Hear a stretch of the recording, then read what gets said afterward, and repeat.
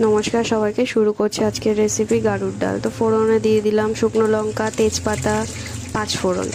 এই যে দেখো আমি সবজি নিয়ে নিয়েছি পটল, পেঁপে, কাঁকরোল, শাপলা, তারপরে গাটি কচু, এদিকে আছে থোড় আর চালতা। পরে আমি কুমড়ো অ্যাড করেছি। এবার ফোড়নে যে ধোয়া ধোয়া উঠে গেছে দিয়ে দিলাম সবজি বাদিগুলো সব দিয়ে একটু ভালো করে নাড়িয়ে চাড়িয়ে নেবো। একটু ভালোভাবে ভাজা ভাজা করতে হবে। এদিকে দেখো 4 রকমের ডাল আছে, ছোলার ডাল, মটর ডাল, আর হচ্ছে গিয়ে বিউলির ডাল আছে, আর মুগের ডাল আছে।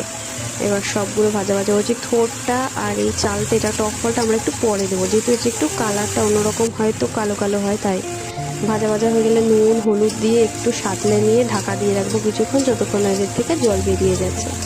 তো এই যে ভালো করে নাড়াচাড়া দিয়ে আমি এবার ঢেকে দিয়েছি। এবার ঢাকা খোলার পালা। এই দেখো কি সুন্দর মজে এসেছে সবজিগুলো। আরও একটু ভালো করে নাড়াচাড়া করে আমি দিয়ে দেবো ডালটা।